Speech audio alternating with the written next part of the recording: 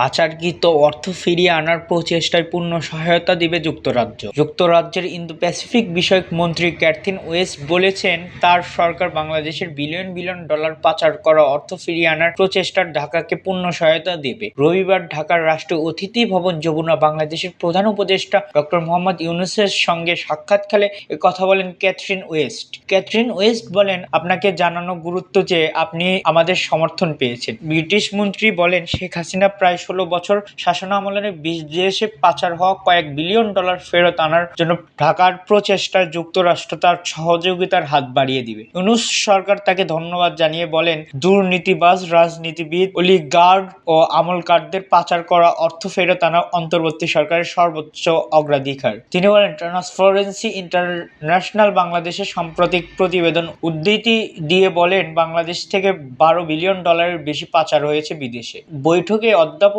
ইউনূস দেশের গুরুত্বপূর্ণ প্রতিষ্ঠান ও নির্বাচন কমিশন পুনর্গঠন করতে তার সরকারের সংস্কার উদ্যোগ বর্ণনা দেন। তিনি বলেন, দেশের অবাধ ও সুষ্ঠু নির্বাচন নিশ্চিত করা ও পরবর্তী শাসনামলে চর্চা করতে ভোট কারচুপি থেকে বিরত থাকা এই সংস্কারের লক্ষ্য। পশ্চিমা দেশগুলো সরকারের সংস্কার ও উদ্যোগ সমর্থন করে উল্লেখ করে ক্যাথরিন ওয়েস্ট বলেন, ব্রিটেন নির্বাচনী বিচার বিভাগ ও সংস্কার সাংবিধানিক মূল দিকগুলো প্রন্ত বিতর্ক দেখতে চায়। বিতর্ক খুব গুরুত্বপূর্ণ। তিনি বলেন, রোহিঙ্গা শরণার্থী, স্থানীয় জনগোষ্ঠী ও বাংলাদেশের প্রাকৃতিক দুর্যোগে ক্ষতিগ্রস্তদের প্রয়োজনীয় সেবা ও সহায়তার জন্য ইউরোপকে 10.3 পাউন্ড অনুদান সহায়তা ঘোষণা করেছে। ডক্টর ইউনূস মিয়ানমারের সহিংসতা ও জর্জরিত রাখাইনে রোহিঙ্গা জনগোষ্ঠীর জন্য একটি জাতিসংঘের তত্ত্বাবধানের নিরাপত্তা অঞ্চল ও প্রতিষ্ঠান আহ্বান পূর্ণ ব্যক্ত করে, যাতে তাদের সীমান্ত পেরিয়ে বাংলাদেশে পালিয়ে আসতে না হয়। দ্বৈতব্য সংস্থা ও সাহায্য গোষ্ঠীর নির্বিঘ্নে বাস্তুচ্যুত মানুষের দের